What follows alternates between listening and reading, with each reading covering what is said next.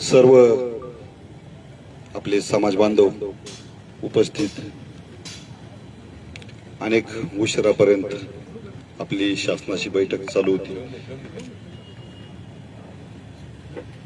भाऊंचं 10व्या दिवसातलं उपोषण आणि हा समाजाचा प्रश्नाबरोबर त्यांच्या ज्या काही घटना घडल्यात ती सासऱ्यांच्या आहेत, साडूच्या आहेत, अतिशय वाईट घटना घडल्या। म्हणजे एका बाजूला चर्चा होते, त्याचा आनंद आम्हाला आहे, परंतु त्याच्याबरोबर आमचं दुःख आहे। या बैठकीसाठी आपले विधान परिषदेचे सन्माननीय सभापती नामदार राम शिंदे साहेब, आपले जळगावचे मंत्री महोदय आदरणीय गिरीजी महाजन साहेब, त्याचबरोबर आपले राज्यसभेचे खासदार रामरावजी वडकुते साहेब, आपले समाजाचे नेते गोपीचंदजी पडळकर साहेब, माजी आमदार रमेशजी शेंडगे साहेब आणि आपण सर्व शिष्टमंडळ, आणि त्याचबरोबर आपल्या धनगर समाजाचा भूषणसिंह होळकर साहेब, या ठिकाणी मंत्री महोदय गिरीजी महाजन साहेब, आपल्या वेदना, दुःख, भावना स्टेजवरील आपल्या सर्व समाज बांधवांना एक विनंती आहे, या साहेब इकडून पडळकर साहेब, पडळकर साहेबांना पुढे बोललो, पडळकर साहेबांना विनंती पुढे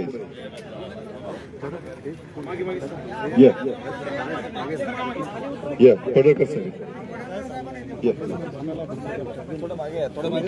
तुम्ही वरती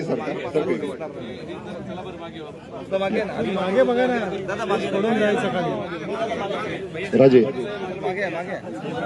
राजन नाही होत ताई, राजन नाही होत ताई, हो ताई 2 मिनिट, राजन आली कोण?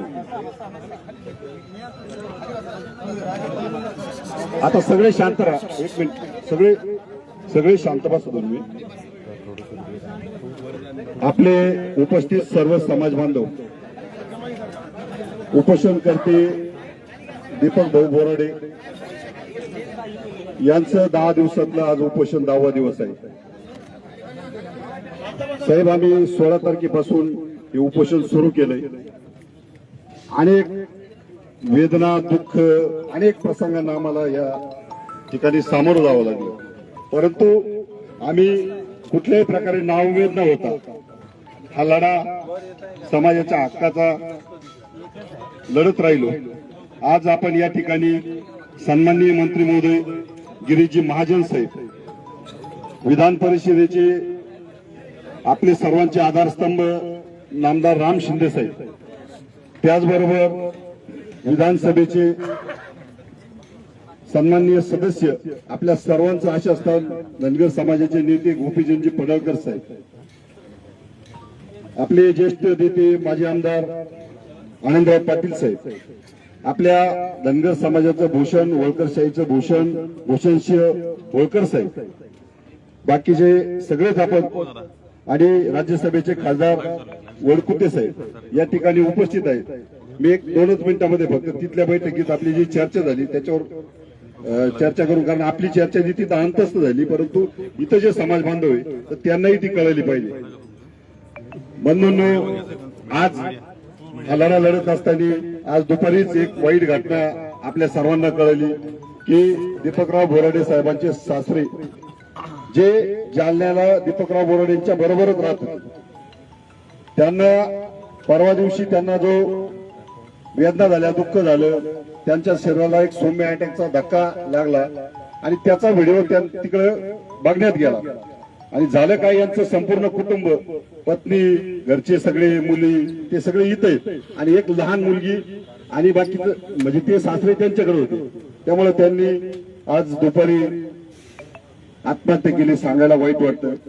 त्याचबरोबर आता दुसरी दुःखद घटना, त्यांचे साडू, त्यांचं आजारपणामुळे दुःखद निधन झालं। परंतु या दोन्ही घटना बरोबर आहे, आणि 10 दिवसाचं उपोषण, मागच्या जालन्याला 16 दिवस उपोषण केलं, पंढरपूरला 16 दिवस उपोषण केलं.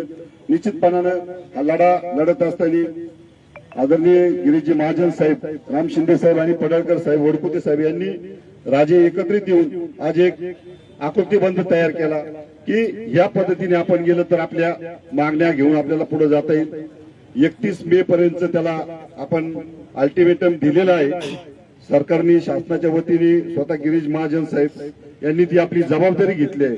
त्याच्यावर विस्तृत आपण त्यांनी एक लेखी पत्र तयार केलं आहे. भले आज आपल्याला वाटत होतं की दीपकराव बोराडेंनी स्पष्टपणे सांगितलं होतं या ठिकाणाहून एक तर एसटी आरक्षणाचं सर्टिफिकेट आपल्या हातात मिळेल किंवा माझी डेड बॉडी या ठिकाणाहून जाईल.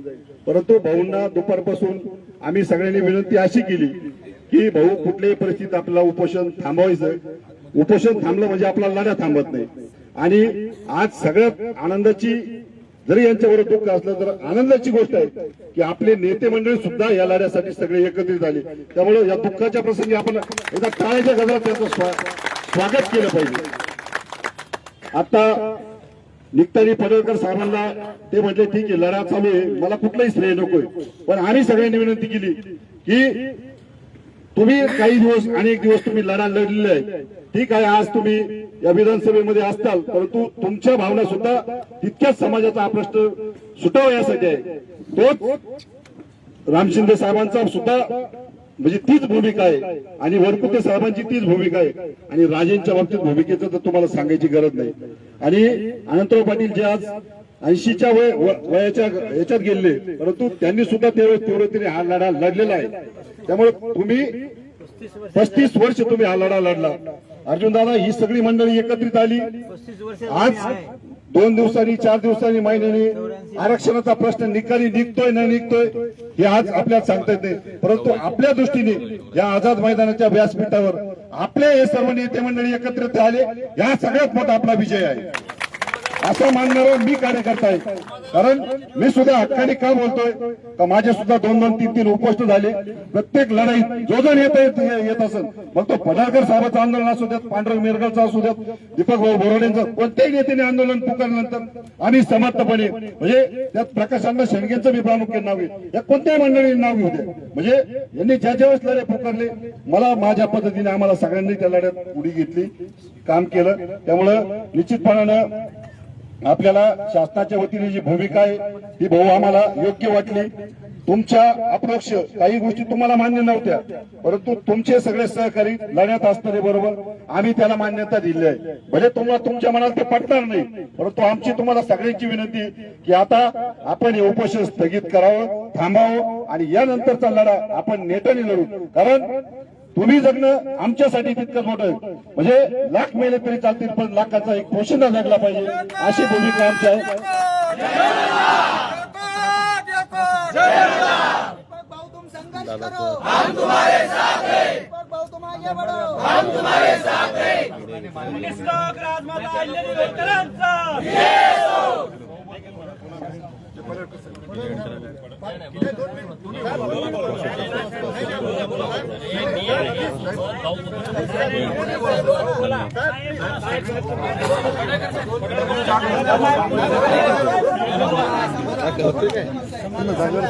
धनगर समाज एकजुटीचा, धनगर समाज एकजुटीचा. धनगर समाजाच्या एसटी आरक्षण अंमलबजावणीच्या निमित्तानं सातत्यानं धनगर समाज संघर्षाच्या भूमिकेमध्ये आहे. अनेक आंदोलनं गेल्या 40 वर्षामध्ये सुरू आहेत. प्रत्येक टप्प्यामध्ये धनगर समाजाच्या नेतृत्वाने वेगवेगळ्या प्रमाणात मोठ्या लढाई केलेल्या आहेत, परंतु आजपर्यंत आम्हाला यश आलं नाही. आज ही लढाई सुरू आहे. या लढाईला यश यावं यासाठी अख्खा महाराष्ट्रातला समाज हा सातत्यानं या आंदोलनामध्ये उतरतोय. आणि आज सकाळपासून भूषणसिंह राजे होळकर साहेब, विजयराव तमनर, रमेश भाऊ, माननीय वडकुते साहेब, माननीय अर्जुन दादा सलगर, गणेश केसकर जे मागं उपोषण करते होते, माननीय महादेव अर्जुन आणि सर्व मंडळी, अशोक पातोड साहेब असतील, नावं कुणाची राहिली तर नाराज होऊ नका. तर सगळे मंडळी सकाळपासून या प्रक्रियेमध्ये आहेत. माननीय मुख्यमंत्री महोदय यांच्यासोबत सकाळी अत्यंत सविस्तर माननीय गिरीश भाऊ महाजन साहेब, माननीय मुख्यमंत्री महोदय, मी, राम शिंदे सर आणि बुडकोते साहेब अशी सविस्तर चर्चा झाली. नंतर भाऊ तर सकाळपासून या प्रक्रियेमध्ये आहेत. भूषण शिराजे आहेत, स्नेहा सोनकाटेताई आहेत, बाळासाहेब किसवे आहेत, सगळीच मंडळी सकाळपासून या सगळ्या प्रक्रियेत आहेत.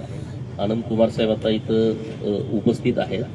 तर भाऊ, आमची विनंती हीच आहे की सुप्रीम कोर्टामध्ये 2 तारखेला जी तारीख आहे, आम्हाला कोर्टातूनच हे सहज शक्य होऊ शकतं. याच्यावरची सगळी डिटेल चर्चा आपली आता बैठकीमध्ये तास दीड तास झालेली आहे. तर त्यानुसार सरकारनं आम्हाला पाठिंबा देण्याचा जो शब्द दिलाय आणि तुमच्याकडे लीड दिलंय की गिरीश भाऊनी स्वतः दिल्लीला जावं, आपलं शिष्टमंडळ त्यांना घेऊन सोबत जावं, सभापती महोदय या सगळ्या प्रक्रियेमध्ये असतील आणि तिथं जाऊन 2 तारखेला कशा पद्धतीनं भूमिका सरकारनं मांडायची आहे याची व्यवस्थित रचना आता माननीय गिरीश भाऊनी, माननीय मुख्यमंत्री महोदयांनी ठरवलेली आहे. तर आम्ही धन्यवाद देतो तुम्हाला की तुम्ही आज दिवसभर, कारण शेवटचा अधिवेशनाचा दिवस असताना सुद्धा आणि अत्यंत धावपळीत सुद्धा तुम्ही या धनगर समाजाच्या प्रश्नासाठी तुम्ही लक्ष दिलं. आम्हाला याची जाणीव आहे की आमची लढाई अत्यंत किचकट आहे, संघर्षमय आहे. परंतु लोकांचं भलं व्हायचं असेल आमच्या, तर एसटी आरक्षणाशिवाय पर्याय नाही. कारण 1.5 कोटी लोकांच्या मध्ये आमचा एक खासदार आता तुम्ही केला. मागं महात्मे साहेबांना तुम्ही राज्यसभा दिली, आता माननीय वडकोते साहेबांना दिली. एक खासदार, एका घरात 6 खासदार झाले. वसंतदादा खासदार, शालिनीताई खासदार, प्रकाश बापू खासदार, त्यांचे चिरंजीव प्रतीकदादा खासदार, विशालदादा खासदार आणि मदनभाऊ खासदार. एका 40 सदस्याच्या कुटुंबामध्ये 6 खासदार आणि 1.5 कोटीच्या लोकांमध्ये एक पण खासदार नाही. ही परिस्थिती आमची आहे. आयपीएसचा आकडा काढला, आयएसचा आकडा काढला, अधिकाऱ्यांचा आकडा काढला, आमचा टक्काच नाही. आणि म्हणून लोकांच्या आमच्या भावना आहे की जिसकी जितनी संख्या भारी उसकी उतनी भागीदारी, या तत्वावरती धनगर समाजाला न्याय मिळाला पाहिजे. हा न्याय कधी मिळेल? एसटीचा दाखला मिळाला तर सरकारचं मी आभार मानतो. कोणाला काय म्हणायचं ह्याच्याविषयी मला माहित नाही. कोर्टाच्या लढाईमध्ये तुम्ही आम्हाला, आम्ही सांगल त्या पद्धतीनं, आमची जी लोक लढाई करते त्या सांगल त्या पद्धतीनं तुम्ही आम्हाला ॲफिडेव्हिट घालून दिली. आता सुप्रीम कोर्टामध्ये तुम्ही शेवटची लढाई आमची बाजू घेऊन ताकदीनं लढा, नक्की आम्हाला यश येईल अशी आम्हाला सगळ्याला आशा आहे. आणि त्या पद्धतीनं तुम्ही आम्हाला सपोर्ट करावा अशी माझी तुम्हाला कळकळीची विनंती आहे. तुम्ही वेळ काढून आला त्याबद्दल धन्यवाद.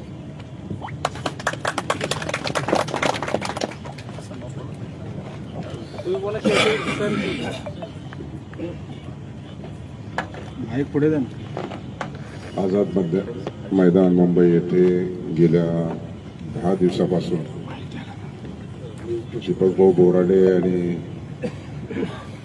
सर्व महाराष्ट्रातील प्रमुख पदाधिकारी आणि कार्यकर्ते धनगर आरक्षणासाठी असलेला हा लढा गेल्या अनेक दिवसापासून त्यांच्या नेतृत्वामध्ये जालना, पंढरपूर, मुंबई असा हा लढा सुरू आहे. सर्वच माननीय पदाधिकारी, शासनाचे प्रतिनिधी इथे उपस्थित आहेत. सगळ्याचे नाव घेण्यामध्ये मी वेळ घालवत नाही. परंतु दीपकभाऊ बोराडे यांच्या नेतृत्वामध्ये घरी एवढं मोठं दुःख झालं असताना देखील समाजाच्या प्रती त्यांनी स्वतःवर आलेलं एवढं मोठं संकट बाजूला सारून मी ठरवलेला आणि घेतलेला प्रश्न समाजाचं हित जोपर्यंत त्याचा तडीत जात नाही ही भूमिका त्यांनी ठाम घेतली. आणि विजय तमनांनी सांगितल्याप्रमाणे निश्चितच सगळ्यांच्याच ह्या भावना आहेत. मग ते लोकप्रतिनिधी असो, कार्यकर्ता असो, सगळ्यांच्याच ह्या भावना आहेत. परंतु प्रातिनिधिक स्वरूपामध्ये त्यांनी जे आंदोलन केलं, शासनाचं लक्ष वेधलंय, मलाही ते भेटले. आणि म्हणून आता आमदार गोपीचंद पडळकर यांनी सांगितल्याप्रमाणे सुप्रीम कोर्टामध्ये तारीख आहे. माननीय गिरीश महाजन साहेब त्याच्यात विस्तृत स्वरूपामध्ये काय चर्चा झाली ते सांगतील. परंतु तुमचं आमचं सर्वांचं हेच मागणी गेल्या अनेक वर्षानुवर्ष अनंत कुमार पाटील देखील आहेत, त्यांच्या कालखंडापासून हा लढा सुरूच आहे. प्रत्येक वेळीस नेतृत्व किंवा पुढाकार घेणारे व्यक्ती जरी असेल तरी समाजाचा प्रश्न हा एकच आहे. त्यामुळे हा प्रश्न सुटला पाहिजे. आणि म्हणून राज्याच्या सरकारच्या माध्यमातून असेल, केंद्राच्या सरकारच्या माध्यमातून असेल, दीपकभाऊ बोराडेंनी अतिशय हा काळजावरती दगड ठेवून समाजाच्या प्रती त्यांनी ही जी भूमिका घेतली ती तमाम महाराष्ट्रातल्या धनगर समाज बांधवाच्या माध्यमातून त्यांचं ऋण म्हणावं तेवढं थोडंच आहे आणि त्यांची हा प्रश्न आरक्षण मिळण्यासाठी जी हिंमत आहे ती खऱ्या अर्थाने वाखण्याजोगी आहे आणि म्हणून ही भूमिका घेतलेली आहे त्यांनी. त्यामुळे अनेक विस्तृत प्रश्नावरती चर्चा झालेली आहे. त्याच्यामुळे जास्तीचं अधिकचं न बोलता येणाऱ्या कालखंडामध्ये शासनाच्या माध्यमातून आणि सुप्रीम कोर्टाच्या माध्यमातून आवश्यक ती ज्या सर्व प्रक्रिया आहेत ते गिरीश महाजन साहेब आपल्या भाषणातून सांगतीलच. आणि म्हणून ते आपण आंदोलन जे केलंय ते निश्चित स्वरूपामध्ये एक दिशा दर्शक ठरवणारं हे आंदोलन आहे.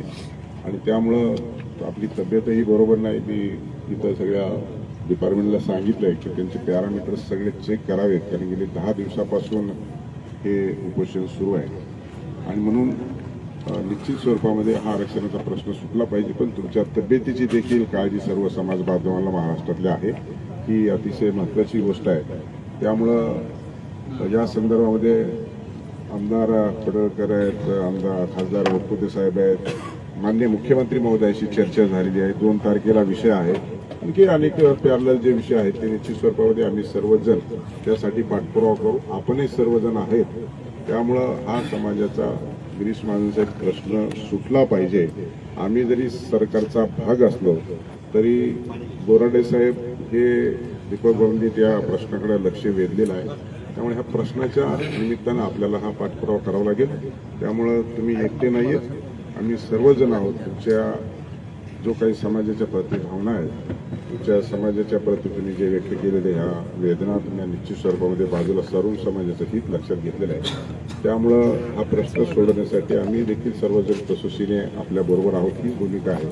त्यामुळे जास्तीचं अधिकचं न बोलता मला वाटतं गिरीश महाजन साहेबांनी या संदर्भामध्ये अधिकची भूमिका राज्य सरकारच्या वतीने जी घेणार आहे ती स्पष्टीकरण केलं तर म्हणजे त्यांचं उपोषण सोडायला आपल्याला सोयीस्कर होईल. माननीय गिरीश महाजन साहेब, मंत्री महोदय.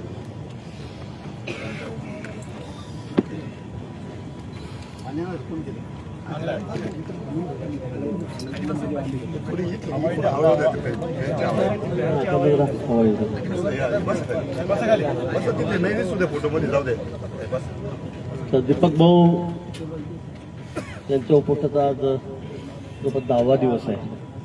16 तारखेपासून ते या ठिकाणी उपोषण करतायत. पाण्याशिवाय काही अन्नग्रहण या ठिकाणी करत नाही. त्यामुळे आता त्याची तब्येतही त्याचे सगळे पॅरामीटर आहेत खालीवर व्हायला लागलेले त्याची आपल्या सर्वांना कल्पना आहे. अधिवेशनाचा आता शेवटचा दिवस. खरं म्हणजे अधिवेशनाला सुरुवात झाली त्यावेळेलाही बैठक विधानसभेमध्ये झालेली होती. त्यावेळेला मी दीपक भाऊंना विनंती केली होती, सगळ्यांनाच विनंती केली होती की आपण उपोषणाला बसू नका. कारण आपल्याला माहिती आहे आपली लढाई ही कायद्याची लढाई आहे. आपल्याला कोर्टात जाऊनच न्याय मिळणार आहे. आपल्याला आरक्षण पाहिजे पण ते कायमस्वरूपी टिकणारं पाहिजे. आपण म्हणतात काही लोक म्हणतात सरकारच्या देऊन टाका, दिलं तर ते लगेच दुसऱ्या दिवशी कोर्टामध्ये त्याला स्टे होणार आहे. त्याची आपल्या सर्वांना कल्पना आहे आणि त्यातून मग आउटपुट काही निघणार नाही. आणि म्हणून आपल्याला जे यातली तज्ज्ञ मंडळी आहेत, सॉलिसिटर आहेत, मोठे वकील आहेत, एजी आहेत, कुटुंब करू आणि त्यानंतर आपण निर्णय करू आपल्याला काय कसं पुढे जायचं, आपला प्रवास कसा करायचा सगळा कायदेशीर. पण दीपक भाऊंचा आग्रह होता की नाही मी उपोषणाला बसणार आणि ते उपोषणाला बसलेला 10 दिवस बोलता निघून गेले. आजही आम्ही सर्वजण त्या ठिकाणी होतो. रामभाऊ त्या ठिकाणी होते, पडळकर साहेब होते, खासदार कडकुते साहेब होते, राजीव होते, ताई होत्या, सर्वजण आपण त्या ठिकाणी होतात. आपणही बघितलं असेल की आमची जी भूमिका आहे सरकारची ती तिथे स्पष्ट आहे. मान्य देवेंद्रजींची भूमिका आपल्याला कल्पना आहे, त्यांनी आधी वेळोवेळी घोषणा केलेली आहे. शिंदे साहेबही असतील किंवा सुनेत्राताई असतील, आमची सगळ्यांची भूमिका या बाबतीमध्ये अतिशय स्पष्ट आहे की आपल्याला कुठल्याही आपल्यावर अन्याय होता कामा नये. आपलं जे हक्काचं आहे ते आपल्याला मिळालंच पाहिजे. ही भूमिका जशी आपली तशी सरकारची पण त्या ठिकाणी आहे. पण त्या धनगर आणि डच्या भानगडीमध्ये आपण खरं त्या ठिकाणी शेतलो गेलेलो आहोत, त्याची आपल्या सर्वांना कल्पना आहे. आणि म्हणून हा विषय आता कोर्टाकडूनच, आणि आपण तसं SLP कोर्टामध्ये आपली आहे, त्याची तारीख आता 2 या ठिकाणी आहे.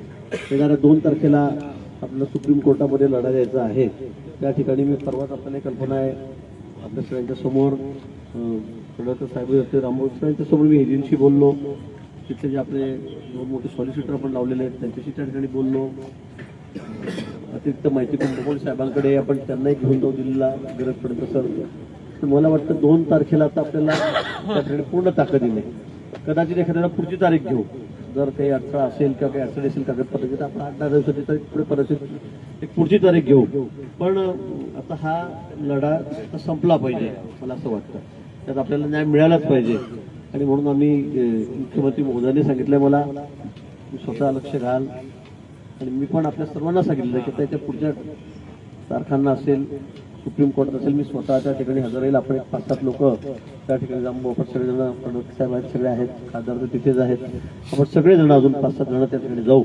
आणि काय कमी आहे, काय जास्त आहे, कुठले कागदपत्र लागत आहेत, काय रणनीती करायची ते आपण त्या संदर्भामध्ये निश्चित एक मार्ग त्या ठिकाणी काढूया. काही करून आपल्याला त्या ठिकाणी न्याय मिळवून घ्यायचा आहे. जशी आपली भूमिका मी पुन्हा सांगेल, देवेंद्रजींची सुद्धा तीच भूमिका आहे, शासनाची सुद्धा तीच भूमिका आहे. आणि म्हणून दीपक भाऊ आता आपण तब्येतीकडे लक्ष द्या. पण आपल्याला लढा द्यायचा आहे. हा नुसतं आपण 10 दिवस 15 दिवस पोटाला पोचून हा लढा म्हणजे मार्गी लागणार नाही याची आपल्याला कल्पना आहे. पण त्यासाठी आपली तब्येतही चांगली असली पाहिजे. तुमची भूमिका स्पष्ट आहे, अतिशय प्रामाणिक आहे समाजाविषयी, हे याची कल्पना सर्वांना आहे, सगळ्या महाराष्ट्राला समाज बांधवांना तशी आम्हाला सुद्धा त्या ठिकाणी आहे.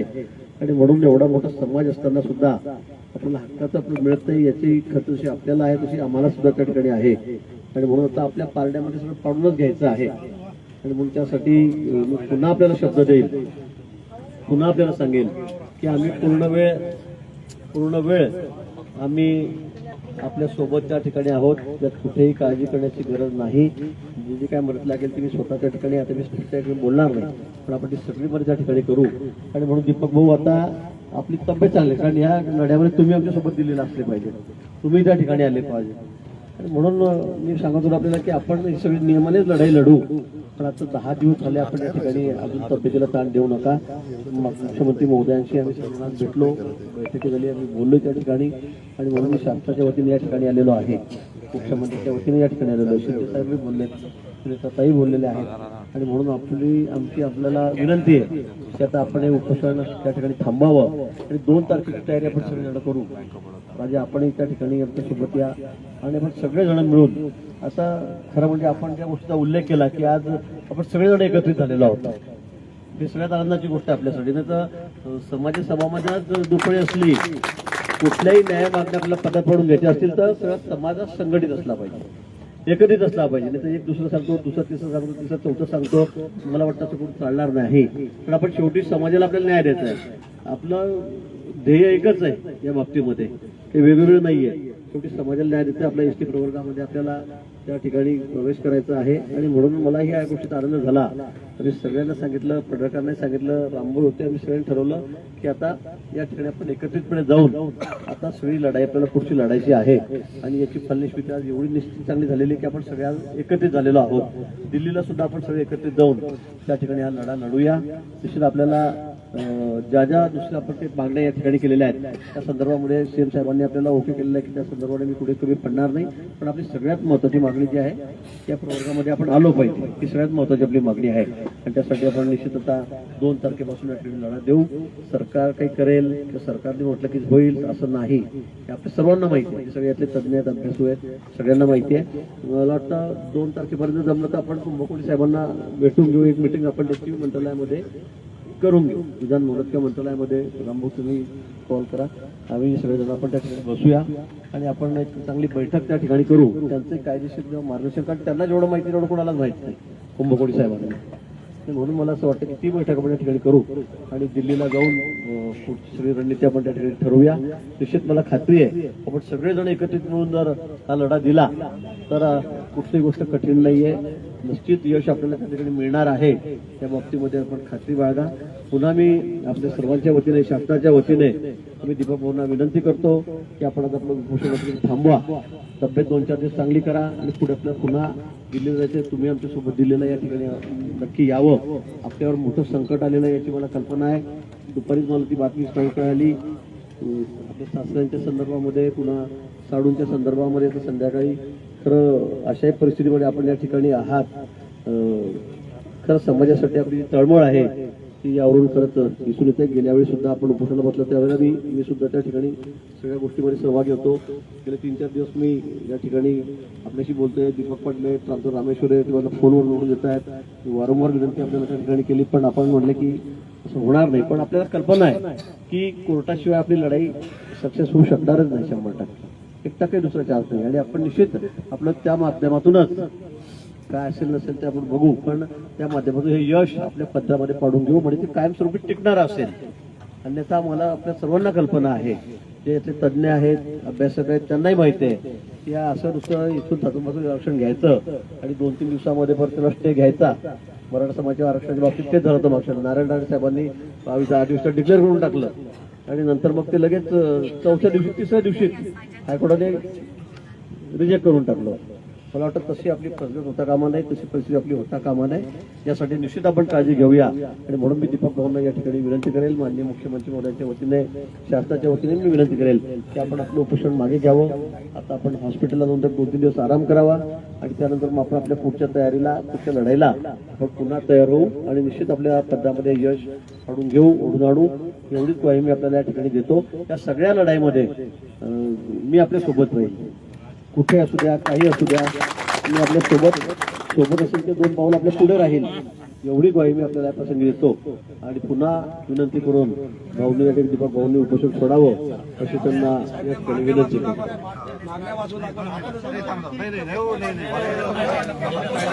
मला वाटतं आता तुमचं सिस्टमॅटिक झालं. आम्ही सकाळी पण साहेबांना भेटलो, सगळं ते मंजूर झालेलं आहे. बाकी मागण्याच्या संदर्भात काही अडचण नाहीये. फक्त आपली मुख्य मागणी आहे त्यासाठी फक्त आपल्याला कोर्टात द्यायचं. बाकी मागण्या साहेब म्हणजे अतिशय छोट्या आहेत.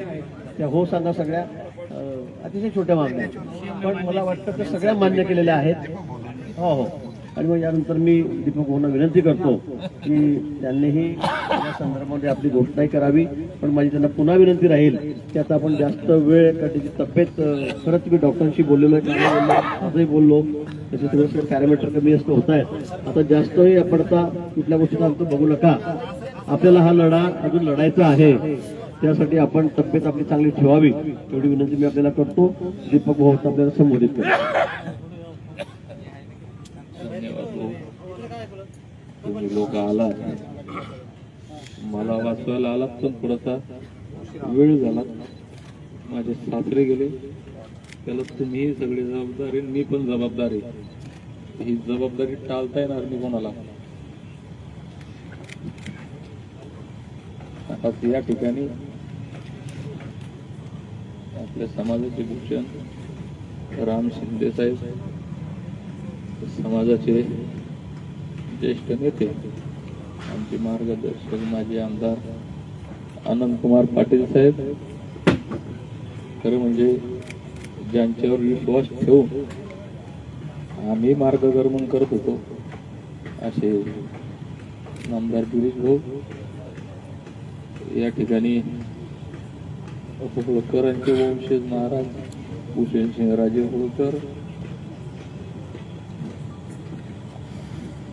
खासदार रामरावजी वडकुते साहेब, आमदार गोपीचंद भाऊ पडळकर, सगळेच आमचे ज्या लोकांनी खरं म्हणजे एका दिवसाचा कोणी कार्यकर्ता किंवा आंदोलक नाहीये, गेल्या कित्येक दशकांपासून लढतात.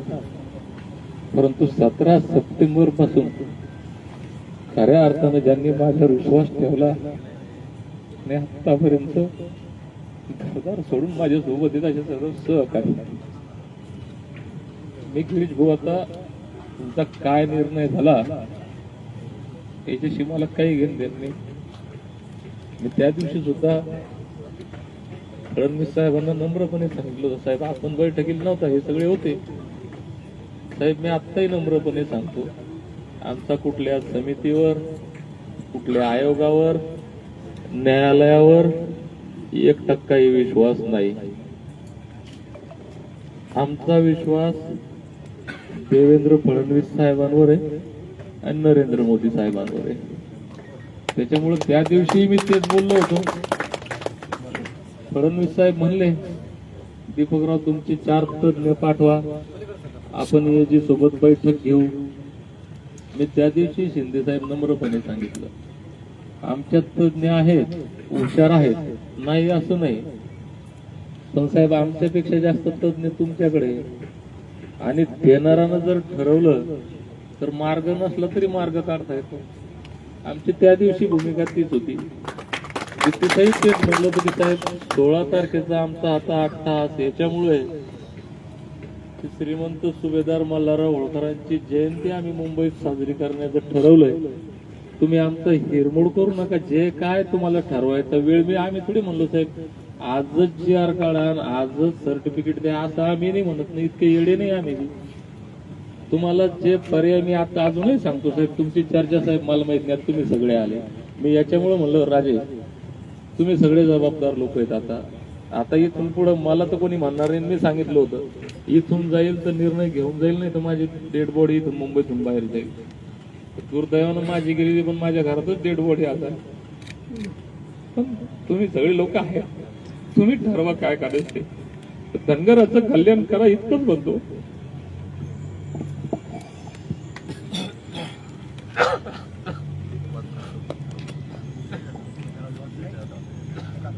डॉक्टर दीपक भाऊंच्या भावना आपल्या सगळ्यांना कळल्या आहे, आम्हालाही कळलेल्या आहेत. त्यांची तळमळ, ज्या तळमळीने ते या ठिकाणी बसलेले आहेत, त्यांची तब्येत सगळं बघून खरं आम्हालाही फार आम्हाला यात आनंद अजिबात नाही आहे किंवा फार आम्हाला असं इच्छा की अजून वाढावं किंवा आपण इथेच बसावं. पण निश्चित आपली जी भावना मी पुन्हा सांगेन ती माननीय मुख्यमंत्र्यांची पण आहे. आपण तो विश्वास मोदी साहेबांवर दाखवला, देवेंद्रजींवर दाखवला, त्याला कुठेही तडा जाणार नाही. मी पुन्हा याची ग्वाही देतो. आणि येत्या 2 तारखेला पुन्हा आपण त्या ठिकाणी 2 दिवस आधी दिल्लीला जाऊ आणि नंतर हा विषय निश्चित आपण त्या ठिकाणी मार्गी लावूया. एवढंच होता होता ठीक आहे. आमची काय चर्चा सगळ्यांची झालेली आहे, त्यांची आम्हाला कल्पना आहे काय झालं काय नाही. पण आता यावेळेला ही लढाई आता आपण अगदी शेवटच्या टोकापर्यंत नेऊनच त्या ठिकाणी आपण थांबूया, एवढी पुन्हा आपल्याला मी त्या ठिकाणी ग्वाही देतो. असं पुन्हा विनंती करतो की आता आपण उपोषण थोडं आपली तब्येत सगळ्या विषयांवर आपली चर्चा झालेली आहे. माननीय मुख्यमंत्री मोदयांनी होकार दिलेला आहे, बाकी काही नाही. तर त्यांनी फक्त सांगितलं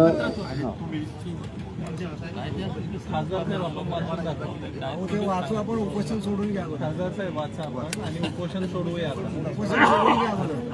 प्रतिदीपक भीमरावजी बोराडे, मुक्काम गुन्हेगार तालुका जाफराबाद जिल्हा जालना. विषय उपोषण मागे घेण्याबाबत सकल धनगर समाजाच्या मागण्यावर आपले निवेदन प्राप्त झाले. आपल्या मागण्याबाबत माननीय मुख्यमंत्री महोदयांशी चर्चा झाली असून शासन आपल्या मागण्या सकारात्मक आहे. माननीय सर्वोच्च न्यायालयाच्या याचिकेच्या अनुषंगाने शासनाकडून सर्व सहकार्य व मदत करण्यात येईल. अनुसूचित जमाती आरक्षणासंदर्भात कायदे तज्ज्ञांशी चर्चा करून लवकरात लवकर नियोजित निर्णय घेण्यात येईल. आपल्या मागण्याबाबत शासन सकारात्मक असून आपले उपोषण तात्काळ मागे घ्यावे अशी विनंती करण्यात येते. माननीय जिल्हाधिकारी मुंबई शहर. माननीय मुख्यमंत्र्यांच्या संमती. चर्चा झालेली आहे.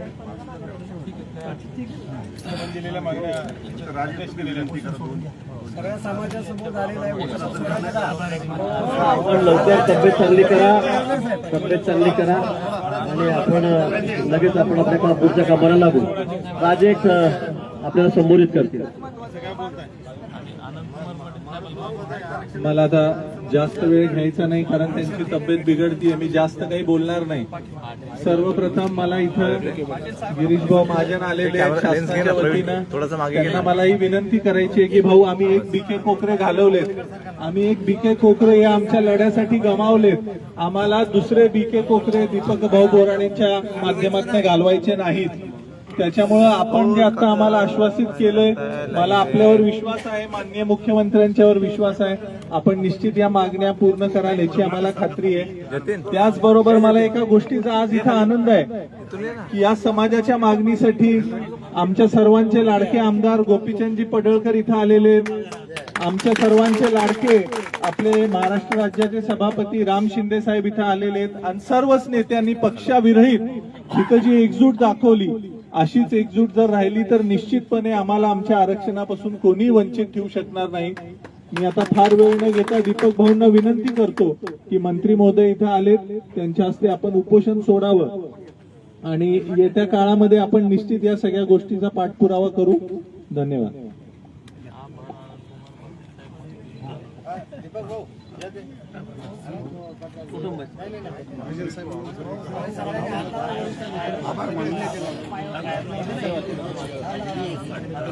हॅलो.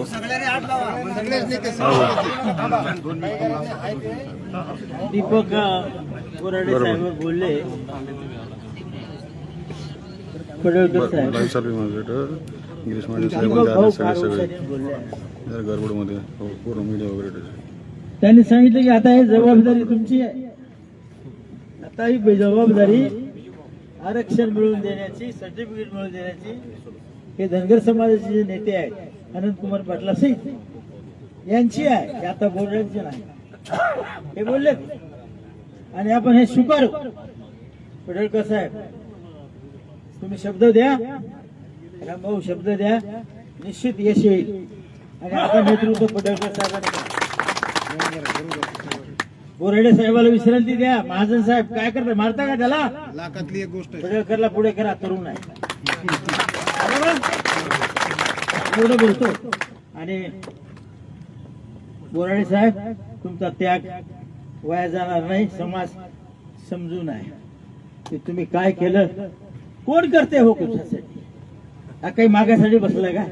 मराठीसाठी बसला, आमच्यासाठी. म्हणून मी जास्त बोलत नाही. बोराडे साहेबाला आयुष्य देव परमात्मा, अहिल्या देवीचा आशीर्वाद मिळो. बोलतो सोडायचं सगळ्या समाज बांधवांना विचार, सोडायचं नको पोषण. पडळकर साहेबांना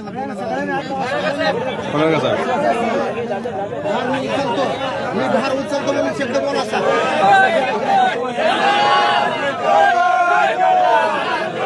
जय मल्हार.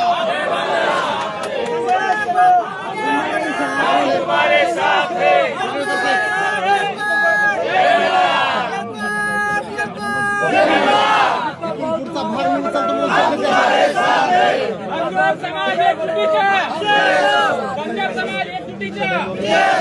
पुण्यश्लोक अहिल्यादेवी होळकरांचा, डॉक्टर बाबासाहेब आंबेडकरांचा. एकदा बोला, एकदा बोला तुम्ही. चला इथून बाईट घ्या ना. कसली बाईट? कोणाची बाईट? आता कसली बाईट घेणार? गेल्या 10 दिवसापासून पडळकर साहेब, आपल्या या दोन लढ्यासाठी शब्द बोला, दोन शब्द. ज्यांनी गोपी शेठ, दोन शब्द बोला तुम्ही. मी भार घेतो, मी भार घेतो म्हणून बोला. मी भार उचलतो म्हणा आता इथून पुढचा.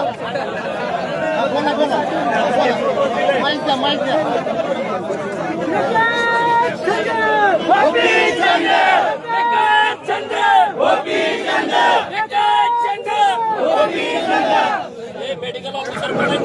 बोला साहेब.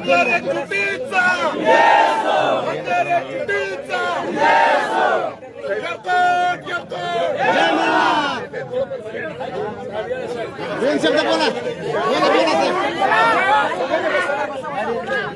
इथून पुढचा आरक्षणाचा भार मी उचलतो म्हणा.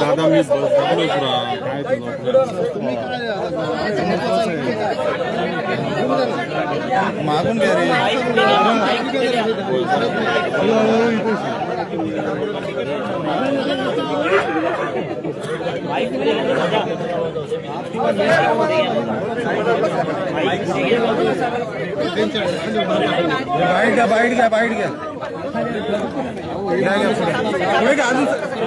पुढे घ्या थोडीशी पुढे घ्या थोडे पुढे पिशट बोला तुम्ही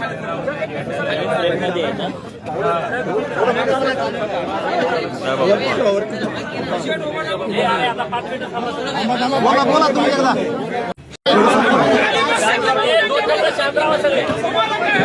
हे बघा वस्ताबाजी कोणी करू नये. आपल्याला जेवढा आनंद आहे तेवढं एका बाजूला दुःख आहे.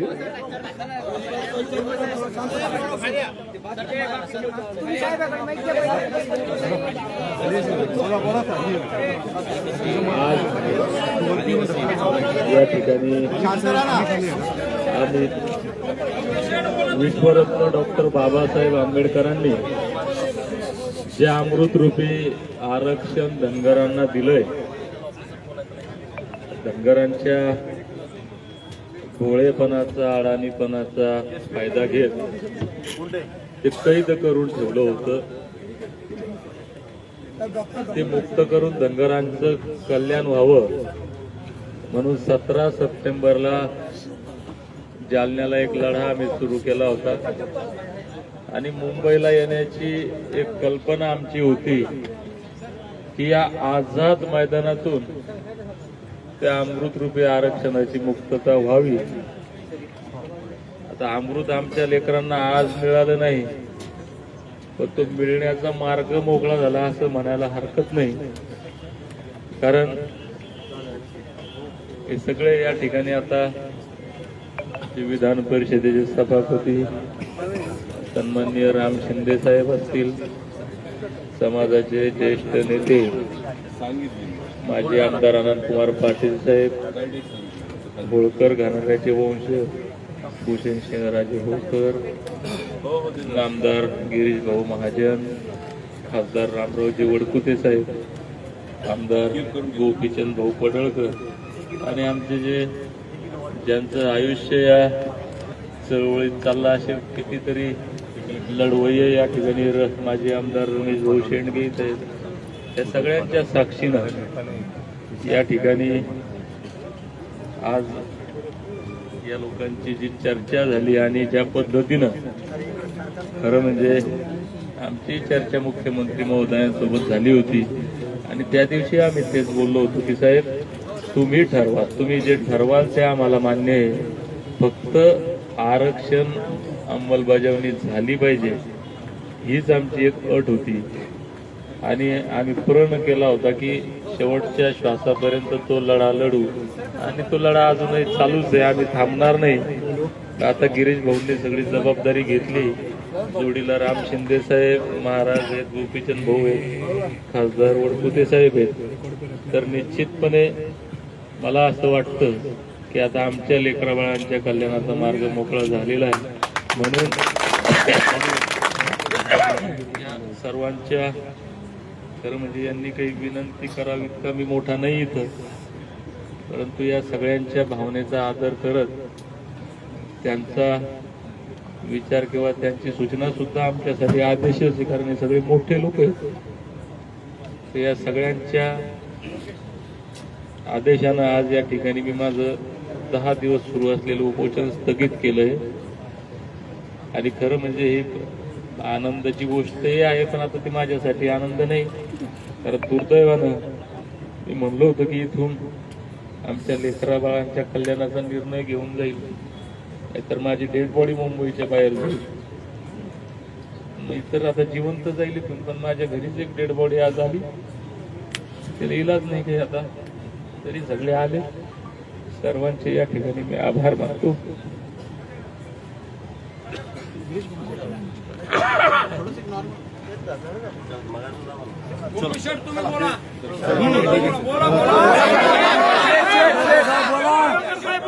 मी बाहेर घेतो म्हणा.